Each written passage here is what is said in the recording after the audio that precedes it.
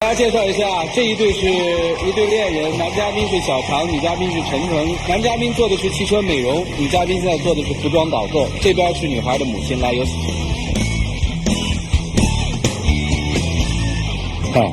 您好啊，不同意他俩在一起是吧？是的，我不同意让他俩在一起处对象。我在看资料的时候，其实这俩孩子已经私奔了有2年了，是吧？是。那这2年您都没见到他们是吧？没有。今天您来的目的是什么？我来的目的就是要把我姑娘领回去，不让我姑娘跟他在一起。他们家条件好，我家就是平民百姓，我不高攀。攀到那嘎达，到时候我姑娘再跟他受气，我害怕。您怕您闺女儿吃亏了，是吧？对。你了解他们这2年不在您身边的时候，他们所经历的一些事儿吗？我不知道。那您坐在这儿，听听好不好？行。听完咱们再聊，好吗？来，小心一点啊！已经私奔2年了。对。我觉得你们应该被打屁屁。怎么可以这么干呢？当时我们处对象没有多长时间，程程就和他妈妈说起我们2个的事儿了然后阿姨当时让我去他家里说看一看我。到程程的家之后，程程的妈妈就说我家庭条件好，肯定是一个花花公子，不是什么上进的人。过了又没多长时间，我的爸爸妈妈也知道了这件事儿，他们反对的更厉害。他们反对的理由是什么呀？就是太早了，太小了那个时候。然后他们看我看得更严，上放学我妈妈都接我，然后到周6的时候把我锁家里，手机、电脑都不让用了。所以在高考前的一个周6吧，我们2个就下定决心一起走了。就要高考了，你们俩就不高考了？你成绩怎么样？我成绩挺好的，因为从小我妈妈就是特别在意我学习这方面的事情，她是一辈子都不识字，吃过很多亏，然后她就总跟我说你一定要好好上学，将来能够出人头地。我记得我考高中的时候考上尖子班，然后她就特别开心。其实我妈对我期望特别大，当时也是挺不得已的吧，我不得不承认我当时确实挺冲动的，然后现在对我妈妈也特别愧疚，当时就这么不声不响的出来了，一走就是2年。你要是考大学的话能考吗？以你当时的成绩能行吗？你能考上吗？我是一个体育生，就是考上的话也是体育学校或者是体育加分。那实际上就是说，这个姑娘为了跟你私奔，把上大学的机会也给丢了。对，这也是我对她最愧疚的事儿。难怪妈妈不同意。跑车2年都干嘛呀？我们刚开始到了长春，在那儿，因为我说我带了500，他带了1000，然后我们2个租的房子只有几平米的大小，那是一间100多平的大房子，不过被房主给割成了13个小房间，我们就住在其中的一间里。然后我们买了一个小电饭锅，是在二手市场淘的，才10多块钱，每天焖点米饭或者是粥之类的，因为那样会省很多钱啊。那段确实挺苦的。不是说你们家条件好，我们就带了500块钱就跑出来了。刚开始出来我带了30万。我带了30万。你带了30万？对。你知道他当时带了30万出来？当时不知道，知道的时候是已经在长春待了1个月了，然后转去哈尔滨的时候，他说咱俩来是来找你表姐的，你表姐到时候肯定得特别照顾咱俩，然后说他卡里还有300块钱让我去取，然后他就把密码告诉我了。当我到提款机之前的时候，我被眼前的数字吓了特别大的一跳，真的，当时特别生气，差一点就要跟他分手了。我说你出来的时候是不是从家里偷钱了？他告我没有，当时我真的不敢相信。你偷出来的是吗？不是偷出来的，因为我爸我妈都是从事房地产的，所以说认识的人特别多。从小的时候过年过节有人会给很多红包，我妈妈就全帮我存起来了。存的压岁钱。对，在我那个18岁的时候，就是成年那一天生日的时候，结果我妈就把它当做一份礼物给我了。那这30万现在还有吗？因为后来我爸我妈也担心我们过得怎么样，也打电话，然后我妈妈说想我了，想来看看我们，也想和程程聊聊天吧，所以说我就让他们来了，然后我们也把这30万的事说了出来。当时我们花了1万，租房子，完了我妈妈就问我，说想把这个钱拿走，因为他们觉得拿走了，试试看我们还会不会在一起，能不能继续挺下去。我就给我妈妈了，因为我觉得那样给她，其实我们也没什么大碍，毕竟我们没用这个钱。说你们俩干什么呀？那么小？刚开始我找工作真的非常难找，因为刚到那儿的时候，刚出来和自己心里想的完全不一样。收银员、公司的职员全没有面试成功，因为我年龄太小了，而且说我没有工作经验。我记得有一次他找工作失败之后，买了些酒回家，他坐在那儿喝闷酒。我当时挺生气的，因为到长春之后，我当时是比较好找工作的，我找了一个服装导购工作，可是他去旅面试失败。我知道他伤心，但是我更生气，因为我当时的感觉就是他除了喝酒什么都不会做。我就大声的骂他，我说你这个废物，你除了喝酒还会干什么？我说难道咱们把带出来的钱都花光之后就坐吃等死吗？他当时生气了，转身就出门了。出门之后我特别害怕，因为从来没自己怎么样过，然后我就想出去找他。可是当我打开门的时候，我发现他还在楼栋那儿坐着。我说你为什么不走啊？他说长春人生地不熟的，我要是走了你害怕了怎么办？你去找谁呀？当时我特别感动，我们2个抱在一起哭了很久很久。不过那一次对我鼓励也挺大的，所以说我就决定应该去找点什么干点什么。那你看来是吃了2年的苦是吧？现在你们算有稳定的工作了吗？有了。我现在在一家汽车美容店工作。他程程干导购，我们2个生活加起来也能开到6、7千块钱。那你家里面现在支持你们俩吗？他们就说我们如果要能坚持下去，就同意我们在一起。既然这么好，为什么面临所谓亲情和爱情的选择？这是为什么呀？因为我妈妈是前几天给我打的电话，她说妈想你了，而且妈妈现在生病了，你能不能回来照顾我？我们2个在电话里聊了很多，我希望她能接受小常。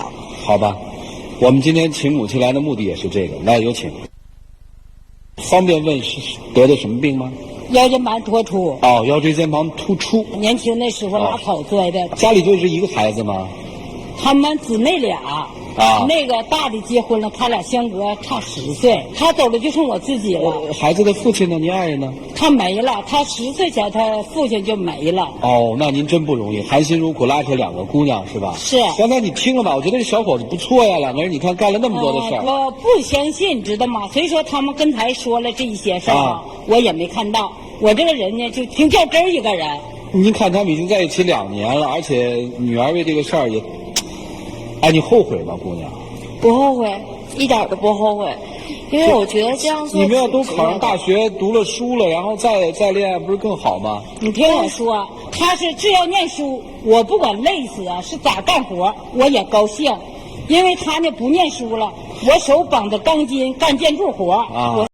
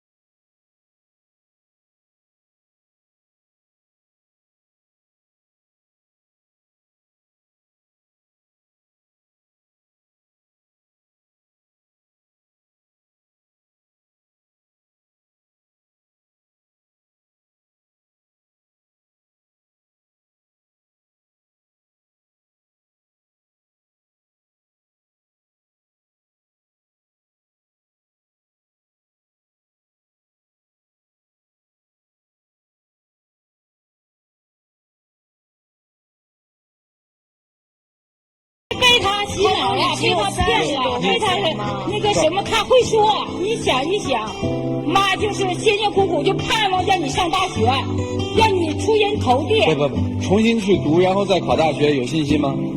我不想再去考了啊，因为当初已经这么决定了，我也从来没有后悔过。我是真想跟小常在一起一辈子。你过来，去。你想我妈了，你知道吗？妈想死2年多，你不想我吗？想吗，姑娘？快说呀！在一起。你想跟他在一起？现在你多大点了岁数啊？就把你一辈子的希望都扔下了吗？都不想了吗？我觉得我有选择的自由。妈不想让你像我似的，一辈子不识字，被人骗，被人坑，知道吗？不想让你走我这路，去出那苦力干那活。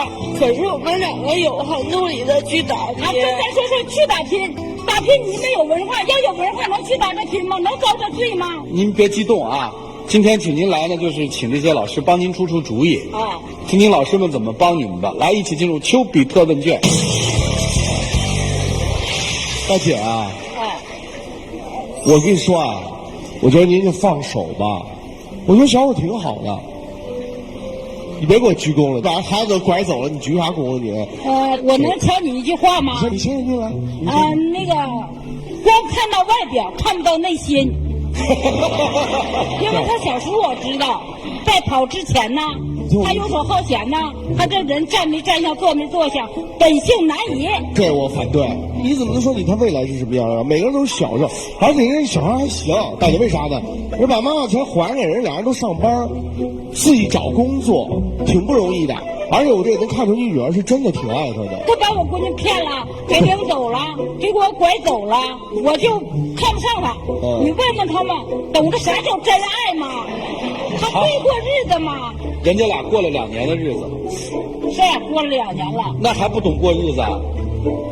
那也不懂过日子。你问他有房吗？我还不图他家钱，他挣来了吗？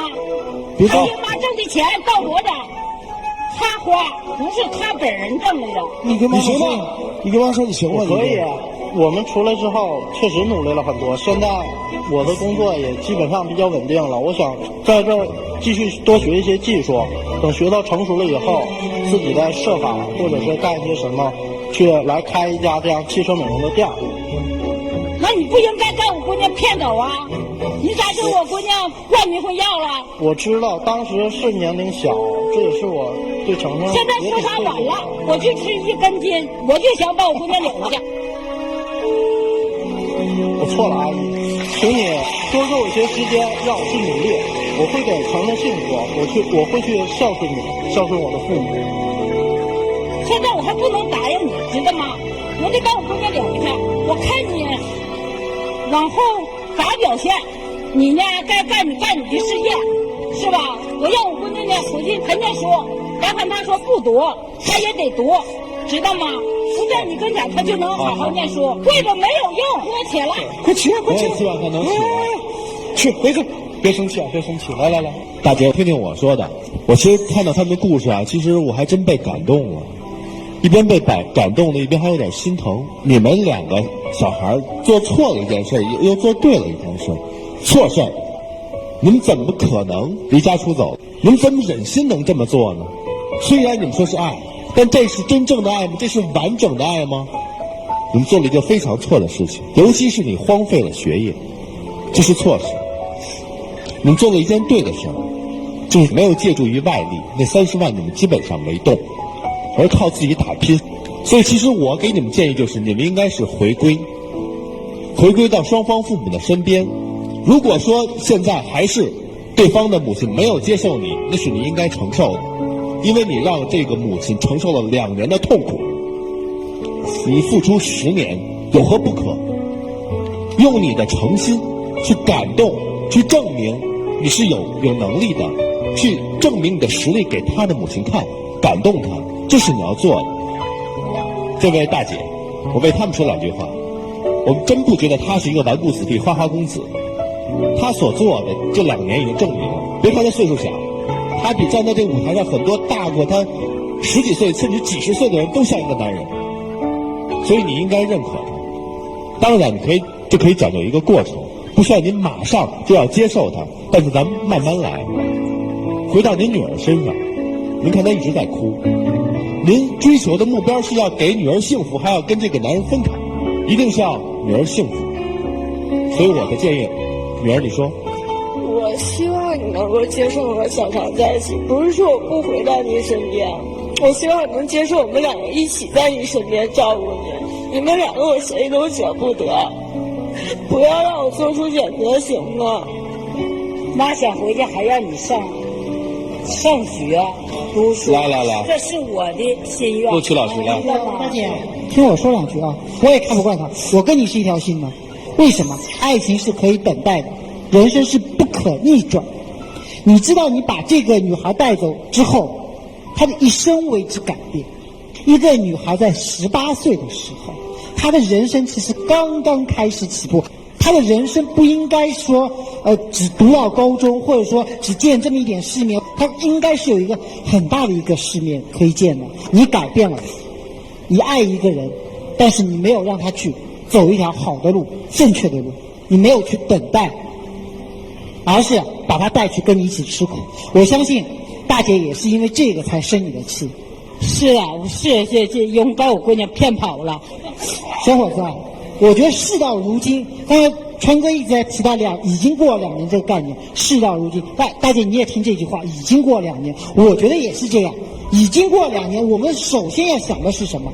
我觉得你要把这个闺女她带回去，要从头来过，时光没法倒流。我觉得我们应该用一个最好的办法去把它给错误给弥补上，也就是说，我们把这个错给抹平了，继续让她回到一条正确的道路上走。我问你一个问题，你老老实实回答我：你现在愿不愿意让她去上大学？如果要是他上到大学的话，说实话的话，我真的不愿意。为什么？因为他要是上大学的话，我们还是会分开。你看，你活在这个地方，对不对？你说你爱一个人，这种爱是自私的吗？你只是想占有他吗？你不想让他变得更好吗？这是一个正题。说实话，今天要说服大姐，首先要把这一点给梳理清楚，就是这个女孩，你愿不愿意她继续上大学？愿意。你可以陪她一起上吗？可以，只要我们能在一起。大姐，听到了吗？我听到了他说的话，我还不相信。对，我知道你不相信，所以我给你出一个主意，我建议你们在他们所在城市跟他们住一段时间，住半个月或者1个月。你不是不放心女儿吗？看看他们是怎么过日子，看看这个臭小子现在对你女儿到底好不好，这是一个主意啊。第二个主意，我建议这姑娘大学是要读的，可以在这个他们所在的城市里面读，在这个城市里面，她可能就更熟悉一点，男朋友也在身边，她读书的动力更强一点。私奔这么一个故事，在很多的文学题材当中出现，最开始都是因为大家的反对，但是失败一般有几种原因：第一，被现实的残酷所打败；第二，外界的诱惑而打败；第三，冲破了层层的阻碍之后，才发现我们俩并没有那么爱对方，是因为当时大家都反对，所以我们走得更近。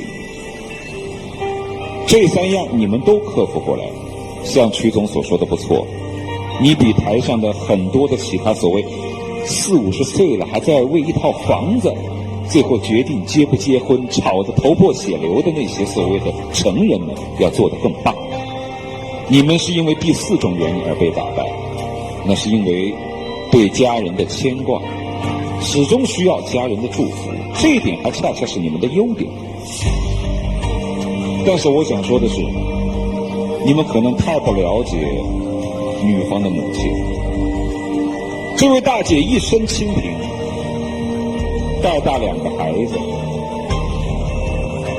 这个带大女儿的这么些年的这些苦和母亲的那种付出，你们是不能了解。将来做了母亲、父亲，你们可能就能了解。2年来，几乎日日夜夜、分分秒秒，对她来说都是煎熬。她说了，我是做工程，一个女人扎钢筋，呕心沥血，自己斗大的事儿不实，希望自己的女儿将来能够成才，这种愿望是何其的强烈，你根本就感觉不到。你认为一私奔无所谓，尤其是女孩子刚才说的那番话，太伤母亲的心了。但是我已经做出了选择，不考大学了，我从未后悔。但是你要想到，你这些年来所谓的成长，有多少母亲的希望在你身上？这个大学不只是属于你的，更多的还属于母亲的。所以你根本不了解母亲的心呐。将来你要是做了母亲，你的女儿被别人拐走2年，你看看你会愁成什么样？还有一个问题，男孩子抱有私心，就是认为这个女孩子如果有朝一日自己的学业非常顺畅，她变成另外一类人的时候，你将不再拥有她。这种私心毁了这个女孩子的前程，这一点是极为错误。所以说，从这个问题上，你就要改变，就是要支持她去考大学。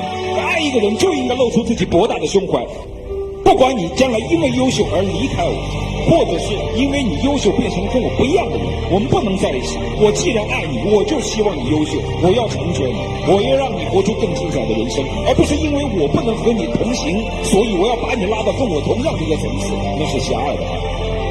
这一点从今天开始你就要做到，你要赶着他去读大学，你这样才是一个男子，你这样才是真正的爱对方。所以我认为女孩子，既然你们俩能够熬过这么多所谓生活当中的艰辛，那我相信在你考了大学，在读大学这么些年当中，你们依然能够在一起。